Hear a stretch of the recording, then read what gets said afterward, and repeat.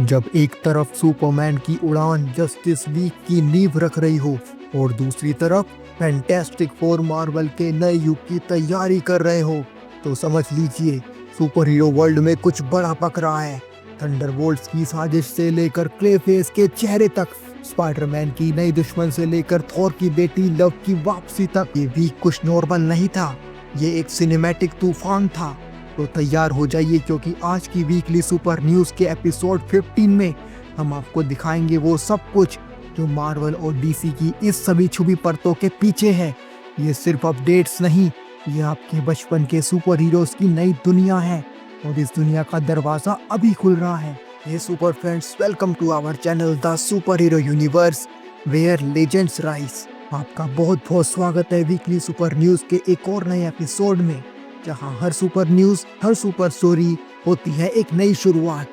Now tight your keeps and let's assemble. हमेशा की तरह चलिए शुरुआत करते हैं पहले डीसी के यूनिवर्स की आई इस वीक की सारी सुपर अपडेट्स के बारे में। तो उनमें सबसे पहली है बैटमैन के विलन्स के रिगार्डिंग। जेम्स गन ने हाल ही में थ्रेड पर साफ किया कि मैट रीव्स के द बैटमैन क्राइम सागा और उनके नए डीसीयू दोनों डीसी स्टूडियोज के ही पार्ट हैं। कोई पक्की दीवार नहीं है जो विलन्स को रोक ले। मतलब रिडलर, पेंगुइन, यहाँ तक कि कोर्ट ऑफ आउल्स जैसे खतरनाक विलन डीसीयू में भी एंट्री कर सकते हैं। क्या आपको पता है, बैटमैन विलन्स हमेशा से डीसी यूनिवर्स के सबसे आइकॉनिक विलन रहे हैं। इमेजिन करिए, अगर पॉल डैनो का रिडलर या कॉलिन फेरल का पेंगुइन सुपरमैन या ग्रीन लैंटर्न से टकराए तो वो कितना औसम होगा। आपका इस बारे में क्या ख्याल है, हमको कमेंट्स में जरूर बताइएगा। हम बात करते हैं अब अगली अपडेट के बारे में, जो है क्लेफेस की मिस्ट्री के रिगार्डिंग। जेम्स गन से पूछा गया कि क्या टॉम राइस हैरिस और एलन टोडिक दोनों एक ही क्लेफेस को प्ले कर रहे हैं, इंसानी और मॉन्स्टर रूप में। तो जेम्स गन ने जवाब दिया, और वो भी क्रिप्टिकली। उनका जवाब था, मैंने कभी नहीं कहा कि दोनों एक ही हैं और मैंने कभी नहीं कहा कि नहीं है। मतलब ये जवाब ना तो क्लियर करता है कंफ्यूजन को, ना ही कंफ्यूजन को और बढ़ाता है। अगर बात करें कॉमिक्स की, तो क्ले फेस का कॉन्सेप्ट ही शेप शिफ्टिंग का है, यानी एक से ज़्यादा फेस होना ही उसकी आइडेंटिटी है, उसकी पहचान है। अगर डीसीयू क्ले फेस को मल्टी फॉर्म में दिखाए तो ये कॉमिक्स के सबसे डार्क और ट्रेजिक आर्क्स को अनलॉक कर सकता है। अब बात करते हैं अगली अपडेट के बारे में, जो कि है जेम्स गन के रिगार्डिंग। उन्होंने एक स्टेटमेंट दिया है मार्वल के यूनिवर्स को लेकर, यानी एमसीयू को लेकर। रोलिंग स्टोन से बात करते हुए जेम्स गन ने मार्वल स्टूडियोज पर कहा, इतना आउटपुट देना फेयर नहीं था और इसी ने उनको खत्म कर दिया। वो बोले कि डीसीयू में कोई कोटा नहीं है, हर प्रोजेक्ट तभी बनेगा जब स्क्रिप्ट पर्सनली जेम्स गन को सेटिस्फाई करेगी। मार्वल का फेज 4 और फेज 5 को लेकर जो क्रिटिसिज्म हुआ, उसमें क्वांटिटी ओवर क्वालिटी की बात बार बार उठकर आई। जेम्स गन अब डीसीयू में क्वालिटी फर्स्ट मंत्रा ला रहे हैं, जो एक नए सिनेमैटिक एज की शुरुआत हो सकती है। आपका जेम्स गन के इस स्टेटमेंट को लेकर क्या सुझाव है? क्या आप इससे एग्री करते हैं या डिसएग्री? हमको कमेंट्स में जरूर बताइएगा और अपनी थ्योरी, सजेशन, एडवाइस को दूसरे फैंस के साथ शेयर जरूर कीजिएगा। चलिए बढ़ते हैं अगली अपडेट की ओर, जो है सुपरमैन और लोइस की केमिस्ट्री के रिगार्डिंग। द केली क्लार्कसन शो में रिलीज हुए नए क्लिप में डेविड कॉरेंसवेट और रेचल की प्लेफुल बैंटर देखकर फैंस बोले, ये तो स्मॉलविल की क्लार्क लोइस एनर्जी है। अगर आपको ना पता हो तो स्मॉलविल एक टीवी सीरीज थी जो कि चली 2001 से 2011 तक। इसमें टॉम वेलिंग और एरिका ड्यूरेंस की जोड़ी आइकॉनिक थी, जिन्होंने निभाया सुपरमैन यानी क्लार्क केंट और लोइस लेन का किरदार। अगर जेम्स गन की सुपरमैन मूवी भी वैसी ही ग्राउंडेड लेकिन माइथिक केमिस्ट्री दिखाती है, तो नॉस्टैल्जिया के साथ फ्रेशनेस भी फैंस को देखने को मिलेगी और ये बहुत ही औसम होगा। इसके बाद बात करते हैं सुपरमैन के रिलीज किए गए नए पॉपकॉर्न बकेट्स के बारे में। एएमसी, रीगल, सिनेमार्क और एलामो ड्राफ्ट हाउस सब लाए हैं सुपरमैन थीम पर आधारित 9 एक्सक्लूसिव पॉपकॉर्न बकेट्स। डिजाइन्स में दिख रही हैं सुपरमैन की नई सूट डिटेलिंग, लोगोस और इवन क्रिप्टोनियन सिंबल्स। इन बकेट्स के जरिए फैंस थिएट्रिकल एक्सपीरियंस को कलेक्टिबल बना रहे हैं। एमसीयू की तरह डीसीयू भी अब मर्चेंडाइज की दुनिया में अपनी एक अनोखी जगह बना रहा है। इसके बाद बात करते हैं हॉल ऑफ जस्टिस के बारे में, जिसे देखकर सारे फैंस चौंक गए। नए प्रोमो आर्ट में हॉल ऑफ जस्टिस को दिखाया गया। डीसी कॉमिक्स में ये जस्टिस लीग का हेडक्वार्टर्स है।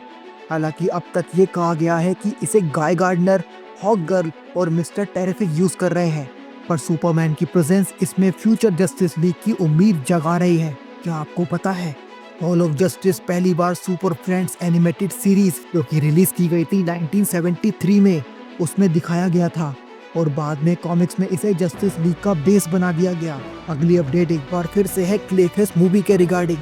जेम्स गन ने कंफर्म किया है कि माइक फेलेंगन, जिन्होंने क्लेफेस की स्क्रिप्ट लिखी है, जेम्स गन ने कहा है कि उन्होंने कोई भी मेजर चेंज इस स्क्रिप्ट में नहीं किया है। अगर कुछ चेंज हुआ है तो बस माइनर शूटिंग अपडेट्स। डायरेक्टर होंगे इस मूवी के जेम्स वॉटकिंस और लीड एक्टर होंगे टॉम राइस हैरिस, जो कि निभाएंगे क्लेफेस का किरदार। क्या आपको पता है क्लेफेस को 1940 में बनाया गया था और बाद में इसे शेप शिफ्टिंग हॉरर एलिमेंट्स के साथ इवॉल्व किया गया। फेनेगन की हॉरर एक्सपर्टीज इसे एक साइकोलॉजिकल थ्रिलर बना सकती है, जो कि होगा एक इम्पोर्टेंट डीसीयू की टोन बदलने वाला मूव। आपका इस बारे में क्या ख्याल है, हमको कमेंट्स में जरूर बताइएगा। अगली अपडेट है लेक्स लूथर के रिगार्डिंग। डीसी स्टूडियोज के को हेड पीटर सैफरन ने लेक्स लूथर का किरदार निभाने वाले निकोलस होल्ट को लेकर एक स्टेटमेंट दिया है। उन्होंने कहा है, He is the Lex Luthor for the next generation. Nick is an extraordinary actor and he embraced the role as the role of a lifetime. अगर बात करें कॉमिक्स की तो लेक्स लूथर हर इरा में इवॉल्व हुआ है, from mad scientist to corporate genius.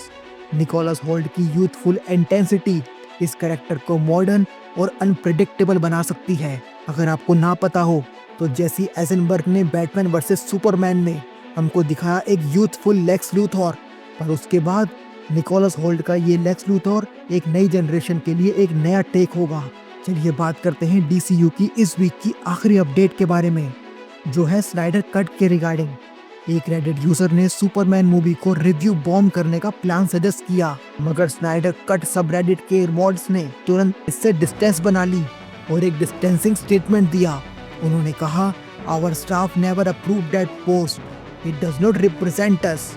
यानी वो लोग सुपरमैन की आने वाली मूवी को स्पॉइल नहीं करना चाहते, वो इस मूवी को भी उतनी ही रेस्पेक्ट देना चाहते हैं जितनी सबने जैक स्नाइडर की जस्टिस लीग को दी थी और जैक स्नाइडर के सुपरमैन को दी थी।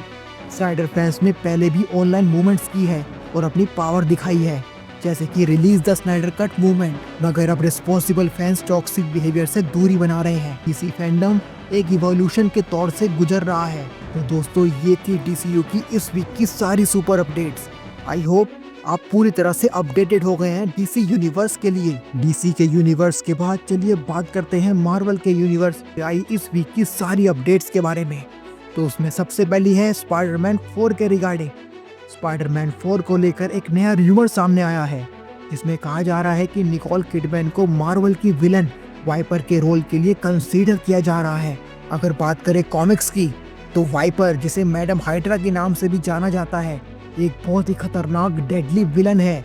हाइड्रा की ये मेंबर और कैप्टन अमेरिका की सबसे पुरानी दुश्मनों में से ये कैरेक्टर एक है। अगर स्पाइडरमैन के वर्ल्ड में वाइपर आती है तो ये पहली बार होगा जब स्पाइडी को एक ग्लोबल लेवल थ्रेट से टकराते हुए दिखाया जाएगा, जो शील्ड और हाइड्रा की लेगेसी से जुड़ा हुआ है। इससे ये भी अंदाजा लगता है कि स्पाइडरमैन 4 में स्ट्रीट लेवल एक्शन नहीं बल्कि एक इंटरनेशनल कॉन्स्पिरेसी देखने को मिलेगी। अगली अपडेट है विजन क्वेस्ट टीवी सीरीज के बारे में। पिछले कुछ महीनों से विजन क्वेस्ट में व्हाइट विजन और नई सिंथेसाइड कैरेक्टर्स की बात चल रही है और फैंस को लगा कि शायद कैरी कॉन्डोन भी इस टीवी सीरीज में होगी, मगर अब ये रूमर ऑफिशियली खारिज कर दिया गया है खुद कैरी कॉन्डोन के द्वारा। अगर आपको ना पता हो तो कैरी कॉन्डोन मार्वल के यूनिवर्स में फ्राइडे कैरेक्टर को अपनी वॉइस देती हैं। Vision quest TV series MCU के एक बड़े अनआंसर्ड थ्रेड को कवर करने वाली है, जो कि है विजन की पहचान, और वो एक्सप्लोर करेगी विजन के अस्तित्व के सवाल को, जो कि अभी तक सभी फैंस के लिए अधूरा है और सरप्राइज है, साथ में शॉकिंग भी कि आखिर ये व्हाइट विजन का आगे क्या हुआ। चलिए हम बात करते हैं आगे थंडरबोल्ट्स के बारे में। थंडरबोल्ट्स मूवी जो बॉक्स ऑफिस पर 400 मिलियन भी नहीं कमा पाई, अब 1 जुलाई 2025 को वीओडी प्लेटफॉर्म जैसे प्राइम वीडियो, एप्पल टीवी और फैंडैंगो पर रिलीज होगी। साथ ही आ रहा है एक शानदार steel book edition high collector values के साथ। थंडरबोल्ट्स को द न्यू एवेंजर्स के तौर पर टीज किया गया था। ब्लूरे में डायरेक्टर कमेंट्री और डिलीटेड सीन्स भी देखने को मिल सकते हैं, जो वेल, रेड गार्जियन और येलेना के आर्ट्स को और भी गहराई देंगे। अब बात करते हैं जूलिया लुइस के रिगार्डिंग एक अपडेट के बारे में। जूलिया लुइस ने रिवील किया कि जब से उन्हें वैलेंटीना एलिग्रा डी फोंटेन का रोल साइन किया था, तभी से उन्हें थंडरबोल्ट्स के ट्विस्ट के बारे में पता था। उन्होंने कहा, केविन फाइगी और लुइस डी एस्पोसितो ने मुझे कई साल पहले ये सब बताया था और मैंने आज तक इसको किसी को नहीं बताया। अगर बात करें कॉमिक्स की तो वैलेंटीना एमसीयू की निक फ्यूरी जैसे नई शैडो लीडर बनती जा रही है, और अगर ट्विस्ट से जुड़ी प्लानिंग इतने सालों से चल रही है तो एमसीयू का ग्राउंडवर्क कितना डीप है इसका अंदाजा लगाया जा सकता है। चलिए इसके बाद बात करते हैं एक र्यूमर के रिगार्डिंग, जो है ब्लैक पैंथर की कास्टिंग से रिलेटेड। डेमसन इड्रिस ने मार्वल स्टूडियो से बात करने की बात पर मुस्कुराते हुए कहा, जब एक इंटरव्यूअर ने उनसे पूछा कि अगर मार्वल कहे तो क्या वो ब्लैक पैंथर का किरदार निभाना चाहेंगे, तो उनका जवाब था यस एंड नो, यानी ना तो उन्होंने साफ साफ हाँ कहा है ना ही ना कहा है। ब्लैक पैंथर 3 के लिए मार्वल को एक नए मेल पैंथर की तलाश हो सकती है और इड्रिस को कास्ट करना वैकेंडन माइथोस में फ्रेश एनर्जी ला सकता है। पोस्ट तचाला इरा को लेकर फैंस डिवाइडेड हैं, लेकिन इड्रिस जैसे एक्टर की एंट्री पूरी लेगेसी को रेस्पेक्टफुली कंटिन्यू कर सकती है। आपका इस बारे में क्या ख्याल है? क्या आप इड्रिस को ब्लैक पैंथर के रूप में देखना चाहेंगे? हमको कमेंट्स में जरूर बताइएगा।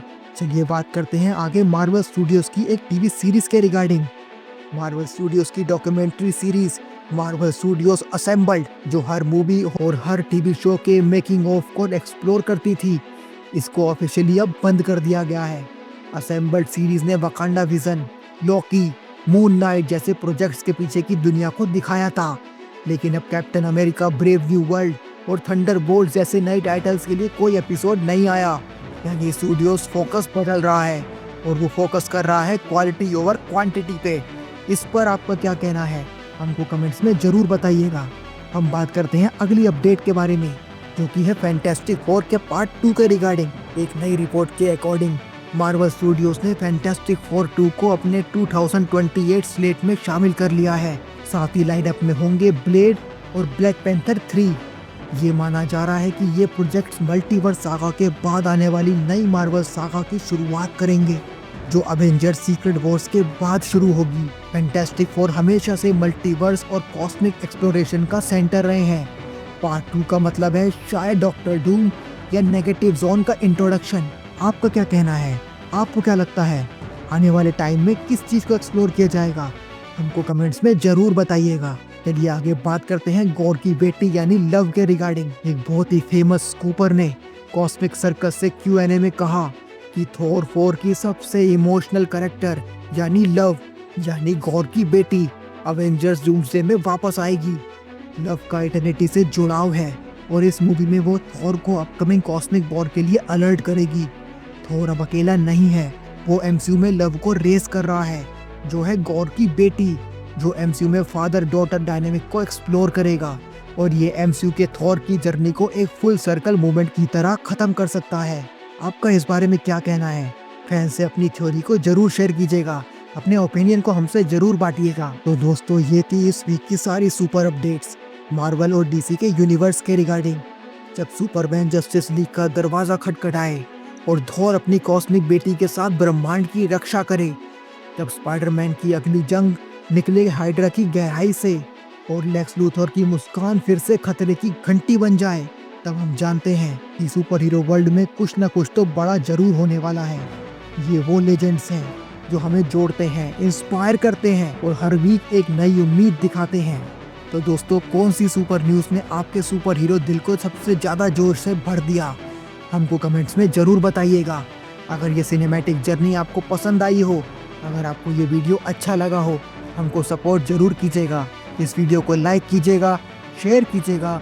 अगर आप हमारे चैनल पर नए हैं तो इस चैनल को सब्सक्राइब जरूर कीजिएगा, जिसका नाम है द सुपर हीरो यूनिवर्स। क्योंकि अगली बार जब जस्टिस लीग असेंबल होगी, जहाँ कोई मल्टीवर्स टूटेगा, तो सबसे पहले सुनने वाले आप होंगे, सिर्फ यहाँ the superhero universe YouTube channel पर। हम मिलते हैं आपसे किसी और अगली सुपर हीरो वीडियो में। तब तक के लिए stay in the crew, we will get you all DC and MCU. Thank you very much.